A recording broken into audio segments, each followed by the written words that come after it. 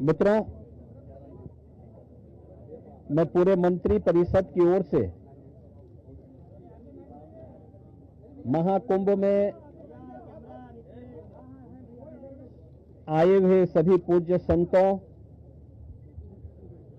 और सभी श्रद्धालुओं के साथ ही लोकतंत्र के सजग प्रहरी के रूप में आप सभी मीडिया से जुड़े हुए प्रतिनिधियों का पूरे मंत्री परिषद की ओर से हृदय से स्वागत करता हूं। महाकुंभ में पहली बार उत्तर प्रदेश का संपूर्ण मंत्री परिषद उपस्थित है। हमारे सहयोगी सभी मंत्रियों ने आज यहां पर बहुत सारे मुद्दों पर चर्चा की है। प्रदेश के विकास से जुड़े हुए जो नीतिगत निर्णय हैं उन मुद्दों पर चर्चा हुई है। इसके अलावा यहां पर अन्य महत्वपूर्ण मुद्दों के साथ साथ प्रयागराज के विकास से जुड़े हुए मुद्दों पर भी चर्चा हुई है।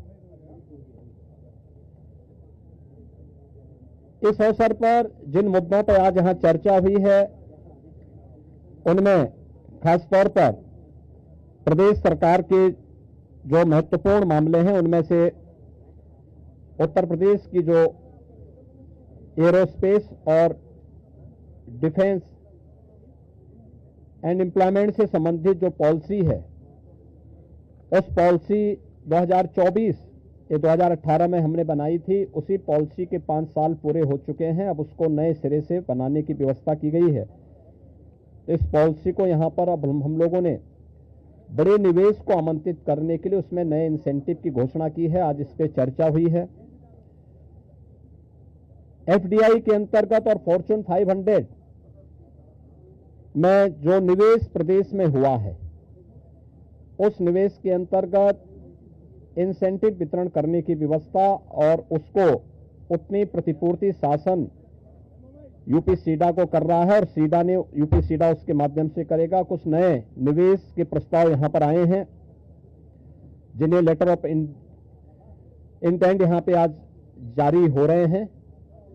इनमें एक मिर्जापुर का है, 10,000 करोड़ रुपए से अधिक का निवेश का है, एक मुरादाबाद का है और अन्य 2 प्रस्ताव जिन पर आज यहां पर लेटर ऑफ इंटेंट के बारे में चर्चा हुई है। युवाओं को स्मार्टफोन और टैबलेट उपलब्ध कराने की भी स्कीम को यहां पे व्यवस्था दी गई है और यह युद्ध स्तर पर अगले कुछ समय के लिए सरकार ने इसके लिए धनराशि की व्यवस्था की। इसको हम उस कार्यक्रम की भी चर्चा हुई है। बलरामपुर में सरदार अटल बिहारी वाजपेयी जी की कर्म भूमि रही है। उन्हीं के नाम पर जो केजीएमयू का सैटेलाइट सेंटर था उसे मेडिकल कॉलेज के रूप में स्थापित करने और मेडिकल कॉलेज में नेक्स्ट सेशन में उसको संचालित करने का निर्णय लिया गया है। इसके अलावा पीपीपी मोड पर 3 नए जनपदों में मेडिकल कॉलेज के निर्माण की कार्रवाई, जिनमें बागपत, हाथरस और कासगंज, इन 3 जनपदों में नए मेडिकल कॉलेज निर्माण की सहमति पर भी आज यहां पर सरकार ने अपना वो किया है। टाटा टेक्नोलॉजीज के साथ में मिलकर के प्रदेश के अंदर 62 आईटीआई को 5 centre of invention and incubation and training centre की स्थापना के बारे में भी एक नए प्रस्ताव को, जो एक प्रकार का हब एंड स्पोक मॉडल होगा और मॉडर्न एज कोर्सेज के साथ उत्तर प्रदेश के युवाओं को जोड़ने के लिए कार्यक्रम के साथ सहमति भी आज मंत्री परिषद ने यहां पर इस प्रस्ताव को भी दिया है। इसके अलावा प्रदेश के अंदर एक अभियोजन डायरेक्टरेट की घोषणा की भी व्यवस्था मंत्री परिषद ने उसको अपनी सहमति दी है और प्रयागराज, वाराणसी और आगरा, ये जो म्युनिसिपल कॉरपोरेशन है हमारे, इन 3 महत्वपूर्ण म्युनिसिपल कॉरपोरेशन में तीनों के बॉन्ड जारी होंगे। अब तक हमने लखनऊ और गाजियाबाद के बॉन्ड जारी किए थे जिसके बहुत अच्छे रिजल्ट सामने आए हैं। यह म्युनिसिपल कॉरपोरेशन की ब्रांडिंग करने का, उसके विकास को आगे बढ़ाने का एक महत्वपूर्ण माध्यम होता है और एक नई दृष्टि मिलती है और एक पहचान मिलती है संबंधित कॉरपोरेशन को। यहां पर आप प्रयागराज के महत्व को आप देख रहे हैं। वैश्विक मंच पर इस समय हमारा प्रयागराज छाता हुआ दिखाई दे रहा है। जिस श्रद्धा के साथ पिछले एक सप्ताह के अंदर 9.25 करोड़ से अधिक श्रद्धालुओं ने संगम में आकर के पावन स्नान का आनंद लिया है, अनुभूति की है, वह यानी अविस्मरणीय है, अकल्पनीय है। तो प्रयागराज म्युनिसिपल कॉरपोरेशन प्रयागराज के लिए एक सुपर स्पेशलिटी हॉस्पिटल के लिए एक बॉन्ड जारी करने जा रहा है। ऐसे ही आगरा के लिए एक बॉन्ड जारी होने जा रहा है।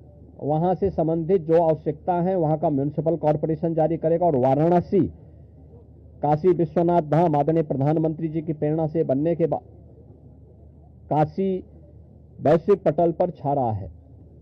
तो स्वाभाविक रूप से 3 म्युनिसिपल कॉरपोरेशन के बॉन्ड जारी करने की कार्रवाई को भी यहां पर आज घोषणा के साथ हम लोगों ने इसको जोड़ा है।